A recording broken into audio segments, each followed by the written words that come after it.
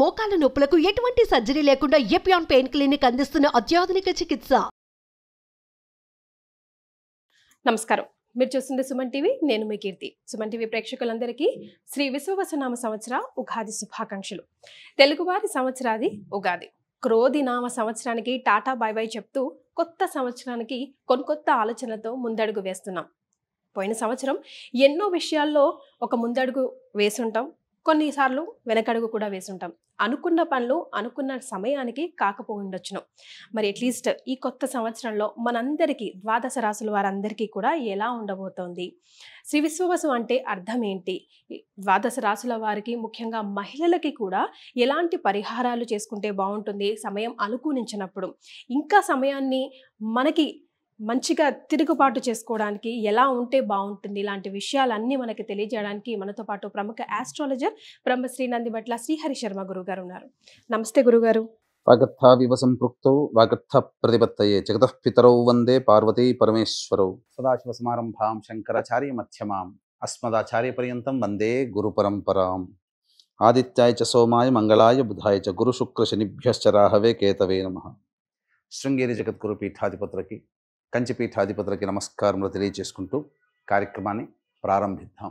అలాగే గురుగారు, శ్రీ విశ్వవసు నామ సంవత్సరం అంటున్నాం కదా, అంటే అర్థం ఏంటో?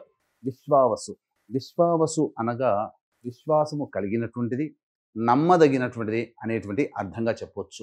అంతేకాకుండా విశ్వావసు అనేటువంటిది గంధర్వరాజులలో ఒక రాజు. ఇతని పేరు మీదగానే వివాహం కాని అబ్బాయిలకి, ఆలస్యంగా వివాహం అవుతున్నటువంటి అబ్బాయిలకి ఈ యొక్క విశ్వావసు గంధర్వనామ మంత్రముతో కనుక జపము, తర్పణము, హోమము గనక చేస్తే త్వరితగతిన వివాహము జరిగి తీరుతుంది అని చెప్పి మనకు మంత్రశాస్త్రంలో చెప్పబడి ఉంది. ద్వాదశ రాశిలో భాగంగా సింహ రాశి వారికి ఎలా ఉంటుందో గురుగారు ఒకసారి తెలియజేస్తారా? ఈ విశ్వావసు నామ సంవత్సరంలో సింహరాశిలో జన్మించినటువంటి వారికి ఏ విధంగా ఉండబోతుందో తెలుసుకునే ప్రయత్నం చేద్దాం. ముందుగా ఈ సింహరాశిలో జన్మించినటువంటి వారికి ఆదాయం 11, వ్యయం 11, రాజ్యపూజ్యం 3, అవమానం 6. అయితే మార్చి 30వ తారీఖు నుంచి వచ్చే సంవత్సరం మార్చి 19వ తారీఖు వరకు ఉన్నటువంటి సమయాన్ని 3 టైమ్ జోన్స్గా విభజించుకొని ఏ సమయం అనుకూలంగా ఉంటుంది, ఏ సమయాల్లో బాగుండదు అనే విషయం గురించి క్లుప్తంగా తెలియజేసే ప్రయత్నం చేస్తాను. ముందుగా మార్చి 30వ తారీఖు నుంచి మే 14వ తారీఖు వరకు సింహరాశిలో జన్మించినటువంటి వారికి గురువు వృషభ రాశిలోని సంచారం చేస్తూ దశమ గురు ప్రభావము యోగదాయకమైనటువంటి పరిస్థితిగా చెప్పవచ్చు. ఇక ఇదే విషయంలో మార్చి 29వ తారీఖు నుంచి మీనరాశిలోకి సంచార ప్రభావం, శని సంచార ప్రభావం. గత 2.5 సంవత్సరాలుగా సప్తమ శని ప్రభావంతో ఇబ్బంది పడుతున్నటువంటి సింహరాశిలో జన్మించినటువంటి వారు ఇక అష్టమ శని ప్రభావంతో ఇబ్బంది పడుతూ ఉంటుంటారు. అయితే ఇక్కడ ఒక వాస్తవం గమనించుకోవాలి. సింహరాశిలో జన్మించినటువంటి వారు 2006వ సంవత్సరం మరియు 2009వ సంవత్సరం మధ్య కాలంలో ఎలాంటి సమస్యలు ఎదుర్కొన్నారో అటువంటి సమస్యలు సింహరాశిలో జన్మించినటువంటి వారు కొంత ఎదుర్కోక తప్పదు. కాబట్టి ఒక 20 సంవత్సరాల క్రిందట ఎటువంటి స్థితి ఉంది ఒకసారి ఆలోచన చేసుకోండి. తత్ప్రభావము కొంత ఈ అష్టమ శని ప్రభావం పొందుతారు.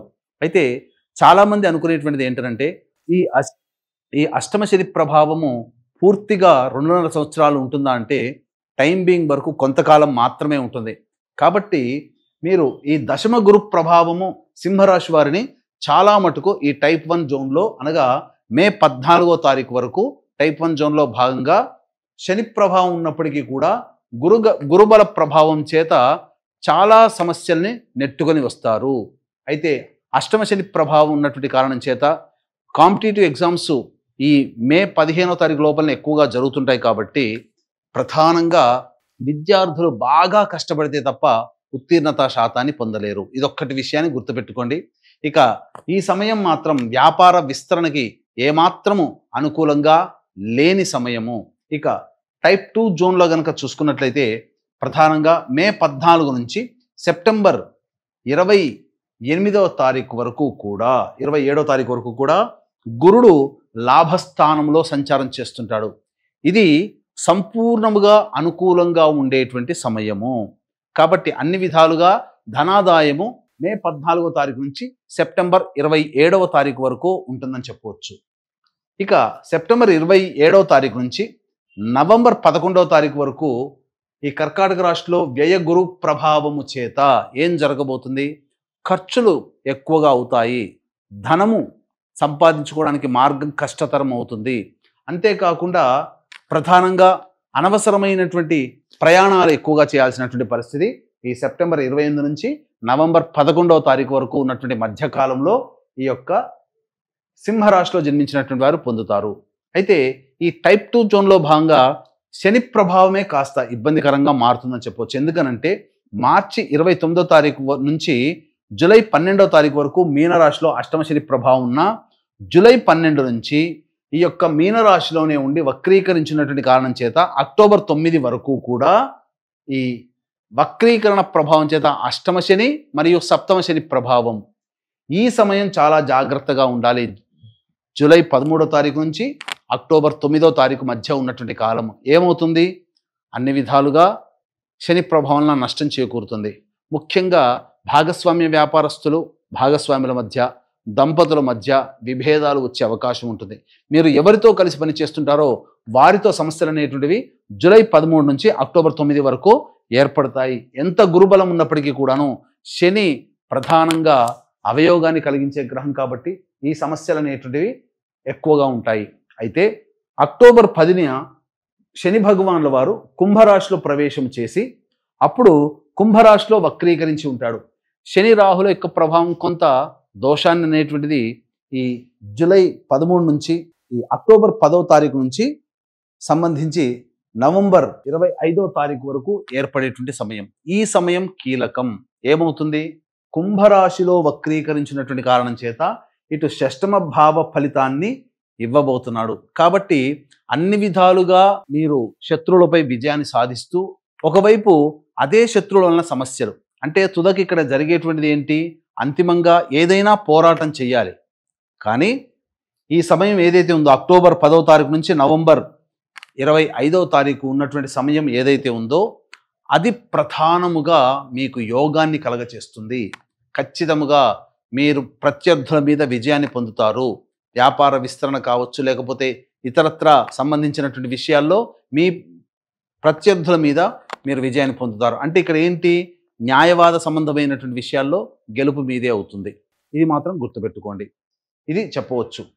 ఇక టైప్ 3 జోన్లో భాగంగా నవంబర్ 12వ తారీఖు నుంచి డిసెంబర్ 26వ తారీఖు వరకు కూడా సింహరాశిలో జన్మించినటువంటి వారికి వ్యయ గురు ప్రభావం వక్రీకరించి లాభ వ్యయ స్థానానికి సంబంధించినటువంటి ఫలితాన్ని ఇస్తూ డిసెంబర్ 27వ తారీఖు నుంచి వచ్చే సంవత్సరం మార్చి 14వ తారీఖు వరకు కూడా మిథున రాశిలో సంచరిస్తూ వక్రీకరించినటువంటి కారణం చేత ఉద్యోగ వ్యాపార సంబంధమైనటువంటి విషయాల్లో మీదే పైచేయి ఉంటుంది. ధనాదాయము డిసెంబర్ 27 నుంచి వచ్చే సంవత్సరం మార్చి వరకు ధనాదాయం చాలా చక్కగా ఉంటుంది. అన్ని విధాలుగా దైవానుగ్రహం సంపూర్ణంగా యోగిస్తుందని చెప్పవచ్చు. ఇక ఇదే విధానంగా నవంబర్ 26వ తారీఖు రోజున సంబంధించి చూసుకుంటే కుంభరాశిలోనే వక్రీకరించినటువంటి శని భగవానుడు వక్రత్యాగం చేస్తూ జనవరి 9 వరకు ఉంటారు. కాబట్టి ఈ సమయం చాలా కీలకమైనటువంటిది. నవంబర్ 26 నుంచి జనవరి 9 వరకు కూడా ప్రధానంగా సప్తమ శని ప్రభావము చేత కింది స్థాయి వాళ్ళ యొక్క సహాయ సహకారాలు మీకు అందడం, శని బలం పెరుగుతూ ఉండడం, ఈ కారణం చేత ఇటు గురుబలము ఇటు శని బలం పెరుగుతున్నటువంటి కారణం చేత యోగాన్ని పొందేటువంటి అవకాశం ఎక్కువగా ఉంటుంది. యోగము అవయోగం అంటే ఏమీ లేదని. యోగం అంటే కాలం కలిసి వస్తుంది, అవయోగం అంటే కాలం కలిసి రాదు. ఏ వృత్తి ఉద్యోగ వ్యాపారాలు ఉన్నా, ఏ సమస్యలతో ఏ సంబంధించినటువంటి పరిస్థితుల్లో ఉన్నా అని గమనించాలి. ఇక జనవరి 10 నుంచి మీనరాశిలోనే అష్టమ శని ప్రభావం అనేటువంటిది జనవరి 10వ తారీఖు నుంచి వచ్చే సంవత్సరం వరకు ఉంటుంది. కాబట్టి అష్టమ శని ప్రభావం అనేటువంటిది కొంతకాలం మాత్రమే ఈ యొక్క సింహరాశిలో జన్మించినటువంటి వారికి ఉంటుందని చెప్పవచ్చు. ముఖ్యంగా శని బలం లేని కారణం చేత విద్యార్థులు చాలా కష్టపడితే కానీ ఫలితాలు పొందనటువంటి పరిస్థితి. కాబట్టి చెడు సహవాసాలు లేకుండా కష్టపడే ప్రయత్నం చేయండి. విద్యార్థులు చాలా మంచి స్థితికి చేరుకుంటారు. అయితే ఈ యొక్క సింహరాశిలో జన్మించినటువంటి రాజకీయ రంగ ప్రముఖులకి చాలా మటుకు కష్టములు తప్పవు. అంటే ఏంటి? ధనము మంచినీళ్ళగా ఖర్చు అవుతుంది. అంతేకాకుండా ప్రయోజనము లేని ఖర్చులు అవుతాయి. తద్వారా సంపాదించుకున్నంత నష్టపోతారు. కాబట్టి ఎక్కడ తగ్గాలో అక్కడ తగ్గి ఉండండి. అనవసరంగా గొప్పలకి పోయి డబ్బుల్ని ఖర్చు పెడితే రాజకీయ నాయకులకి మిగిలింది ఏమీ ఉండదు. ఈ యొక్క సంబంధించినటువంటి సింహరాశిలో జన్మించినటువంటి సినీ కళారంగంలో ఉన్నటువంటి వాళ్ళకి అన్ని అవకాశాలు దగ్గర దాకా వచ్చి వెనక్కి వెళ్ళిపోతాయి. ఇక మీ సొంతం అవుతుందన్న ప్రాజెక్టు వేరే వాళ్ళకి వెళ్ళిపోతుంది, చేజారిపోతుంది. కాబట్టి దైవానుగ్రహం తప్పనిసరి. దైవానుగ్రహంతోనే సినీ కళారంగంలో ఉన్నటువంటి వాళ్ళందరూ కూడా పైకి ఎదుగుతారు అనేటువంటి విషయాన్ని గుర్తుపెట్టుకోవాలి. ఇక రైతులకైతే ద్వితీయార్థం అనగా రెండవ పంటనే చాలా మేలు చేస్తుంది. ఇక మిగిలినటువంటి అన్ని సంబంధమైనటువంటి వృత్తి ఉద్యోగ వ్యాపారాల్లో ఉన్నటువంటి వాళ్ళకి మాత్రం చాలా గడ్డు కాలం అనే చెప్పవచ్చు. అన్నిటికంటే ప్రధానముగా ఈ సంబంధించినటువంటి ప్రైవేట్ రంగంలో కానీ ప్రభుత్వ రంగంలో పనిచేస్తున్నటువంటి ఉద్యోగస్తులు ఎవరైతే ఉంటారో వాళ్ళకి ఇష్టము లేని చోట బదిలీలు అయ్యేటువంటి అవకాశము గోచరమవుతుంది. కాబట్టి జాగ్రత్తలు పాటించండి. ఇక రైట్. మరి సింహ రాశిలో జన్మించిన మహిళలకి ముఖ్యంగా ఎలా ఉండబోతుంది శ్రీ విశ్వవసనామ సంవత్సరం? ఈ యొక్క సింహరాశిలో జన్మించినటువంటి మహిళలకి ఏమాత్రం కూడా కాలం కలిసి రాదు. ఇటు గురుబలము శనిబలం తక్కువగా ఉండడం, అంతేకాకుండా దంపతుల మధ్య విభేదాలు వచ్చే అవకాశము గోచరమవుతుంది. కాబట్టి శని కుంభరాశిలో సంచారం చేస్తున్నటువంటి సమయం ఎప్పుడు? ఈ యొక్క జూలై 13వ తారీఖు నుంచి నవంబర్ 26వ తారీఖు మధ్య ఉన్నటువంటి కాలం మాత్రం అనుకూలంగా ఉండదు. దంపతుల మధ్య, భాగస్వామ్య వ్యాపారస్తుల మధ్య విభేదాలు వచ్చే అవకాశం ఉంటుంది. అది తీవ్ర స్థాయిలో ఉండే అవకాశం ఉంది. కాబట్టి తగ్గి ఉండే ప్రయత్నం చేయండి. మీరు ఎంత గొప్పగా మీరు అనుకున్న ఎదుటి వాళ్ళు మిమ్మల్ని గొప్పగా చూసుకోరు. అంటే ఏంటి? మీకు మీరే అనుకుంటారు తప్ప ఎదుటి వాళ్ళకి గౌరవం అనేటువంటిది దక్కదు. అంతేకాకుండా కుటుంబంలో అప్పటి వరకు మీకు బాధ్యతగా, మీ పట్ల బాధ్యతగా మెలిగిన వాళ్ళు నిర్లక్ష్యం చేసే అవకాశాలు ఎక్కువగా ఉంటాయి. మీ మాట వినే సంతానం మాట వినకపోవచ్చు. అంతేకాకుండా అప్పటి వరకు మిమ్మల్ని గౌరవంగా చూసినటువంటి స్నేహితులు కానీ ఇతరత్ర వ్యక్తులు కానీ మీ పట్ల కొంత ఈర్ష్య అసూయ భావంతో కానీ లేకపోతే కోప స్వభావంతో కానీ ద్వేషముతో కానీ ఉండే అవకాశం ఉంటుంది. కాబట్టి జాగ్రత్తలు పాటించండి. ఏది ఏమైనప్పటికీ కూడాను అంతా మన మంచిగా అనేటువంటి విషయాన్ని గమనిస్తూ అదే విధంగా ఆలోచన చేసుకుంటూ మీరు కాలాన్ని వెళ్ళబుచ్చుకునే ప్రయత్నం చేయండి తప్ప మీరు కోపోద్రిక్తులు అయ్యేటువంటి అవకాశము తక్కువగా ఉండే ప్రయత్నం చేయండి. ఎందుకనంటే మీ కోపమే మీకు శత్రువుగా మారుతుంది. ఇక సంతానం కోసం ఎదురు చూసేటువంటి వాళ్ళకు కాలం కలిసి వచ్చేంత వరకు ఆగడం మంచిది. సంతాన నష్టం గోచరం అవుతుందని చెప్పొచ్చు. ముఖ్యంగా అనారోగ్య సమస్యలు అంటే ఏంటి? ప్రధానంగా సర్వికల్ ప్రాబ్లమ్స్ ఈ యొక్క సింహరాశిలో జన్మించినటువంటి మహిళలకు ఏర్పడబోతున్నాయి. కాబట్టి జాగ్రత్తలు పాటించండి. మరి వీరంతా కూడా సింహరాశిలో జన్మించిన వారు ఎలాంటి పరిహారాలు పాటిస్తే మరింత ఈ లైఫ్ అంతా కలిసి వస్తుంది ముఖ్యంగా ఈ సంవత్సరంలో? ఇక ఈ సింహరాశిలో జన్మించినటువంటి స్త్రీ పురుషులందరూ కూడా ప్రధానంగా దైవానుగ్రహము తక్కువగా ఉంది. అలాగే శని రాహు కేతుల యొక్క ప్రభావం కూడా అధికంగా ఉన్నటువంటి కారణం చేత అవకాశం కుదిరినప్పుడల్లా నవగ్రహ శాంతి చేయించుకోవడం చాలా మంచిది. అంతేకాకుండా మీ సమస్య పరిష్కారం కావాలనేటువంటి ఉద్దేశంతో ప్రతి గురు శనివారాలు నవగ్రహాల చుట్టూ శివాయ నమః అంటూ 27 ప్రదక్షిణలు చేసి అభిషేకము, ఈశ్వరుడికి అభిషేకం జరిపించుకోండి. వీలైనప్పుడల్లా ఎప్పుడైనా బయటికి వెళ్ళినప్పుడు, ప్రధానంగా బయటికి వెళ్ళినప్పుడు పెద్దల ఆశీర్వచనం తీసుకునే ప్రయత్నం చేయండి. తప్పకుండా మీరు విజయాన్ని పొందుతారు. అంతేకాకుండా ఈ యొక్క సింహరాశిలో జన్మించినటువంటి వారికి మీ యొక్క సంకల్పం ఈ సంవత్సరం నెరవేరాలి. అలాగే మీరు సమస్యలు ఎదుర్కొన్నప్పుడు దగ్గరలోని మీ యొక్క జాతకాన్ని దగ్గరలోని పండితులకు చూపించినప్పుడు అటువంటి పండితులు ఎటువంటి పరిహారాలు చేసుకోమని చెబుతారో అటువంటి పరిహారాలన్నీ కూడా సకల దోష నివారణ పూజలు హోమాలలో భాగంగా ప్రతి నెల ఒక్కొక్క క్షేత్రంలో చేయించడం జరుగుతుంది. దాదాపుగా 18-20 రకాల హోమాదులు. దీనికి శ్రీకారం మాత్రం మహామహిమాన్వితమైనటువంటి సుప్రసిద్ధ కాశీ క్షేత్రంలో ఏప్రిల్ 18వ తారీఖు రోజున జరపడం జరుగుతుంది. అవకాశం ఉన్నటువంటి వాళ్ళు ఇట్టి సంకల్ప సిద్ధి సర్వదోష నివారణ పూజల హోమాలలో మీ కుటుంబ సభ్యుల గోతనామాలతో మీరు సభ్యులుగా నమోదు చేసుకోవచ్చు. అవకాశం ఉన్న వాళ్ళు కార్యక్రమం తదనంతరం కాంటాక్ట్ చేసి వివరాలు తెలుసుకోండి. గురుగారు, మరి ఆరోగ్యపరంగా కూడా వీరికి ఎలా ఉంటుందో ఒక్కసారి తెలియజేయండి. ఇక ఈ సింహరాశిలో జన్మించినటువంటి వారికి కొన్ని సమయాలు అనుకూలంగా ఉండవు. అనగా వాహన ప్రమాదాలు కానీ, ఆరోగ్యం పట్ల శ్రద్ధ వహించడం కానీ, లేదా ఇతరత్ర ధనపరంగా, కుటుంబపరంగా, ఉద్యోగపరంగా కొన్ని సమయాలు అనుకూలంగా ఉండవు. కాబట్టి ఏ సమయంలో అనేటువంటివి మనం తెలుసుకుందాం. అక్టోబర్ 26వ తారీఖు నుంచి డిసెంబర్ 5వ తారీఖు, వచ్చే సంవత్సరం ఫిబ్రవరి 23వ తారీఖు నుంచి మార్చి 19వ తారీఖు వరకు, ఈ సంవత్సరం జూలై 27వ తారీఖు నుంచి సెప్టెంబర్ 11వ తారీఖు వరకు జాగ్రత్తలు పాటించండి. ధన నష్టము, కుటుంబ సభ్యులతో విభేదాలు, వాహన ప్రమాదాలు చోటు చేసుకోవడం, లేదా ఆరోగ్యపరంగా ఆపరేషన్స్ చేసుకోవాల్సినటువంటి పరిస్థితి ఏర్పడుతుందని చెప్పవచ్చు. రైట్.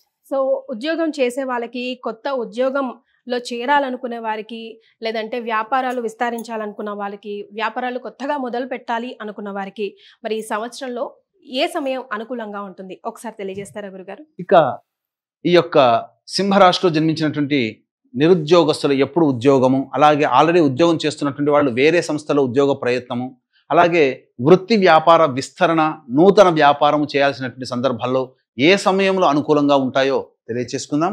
ఈ సంవత్సరం అక్టోబర్ 17 నుంచి నవంబర్ 15 మధ్యకాలము, వచ్చే సంవత్సరం జనవరి 14వ తారీఖు నుంచి ఫిబ్రవరి వచ్చే సంవత్సరం 13వ తారీఖు వరకు, ఈ సంవత్సరం మే 14 నుంచి జూలై 15వ తారీఖు వరకు సంపూర్ణంగా ఉద్యోగస్తులకి, వ్యాపారస్తులకి, వృత్తిలో ఉన్నటువంటి వాళ్ళకి అనుకూలమైనటువంటి కాలంగా చెప్పొచ్చు. ఏది ఏమైనా ఏ తర్వాత చెప్పొచ్చేది ఏమిటంటే, ఈ సింహరాశిలో జన్మించినటువంటి పురుషులకి, మహిళలకి వివాహం కావడం చాలా కష్టంతో కూడుకున్నటువంటిది కాబట్టి దైవానుగ్రహం పొందే ప్రయత్నం చేయండి.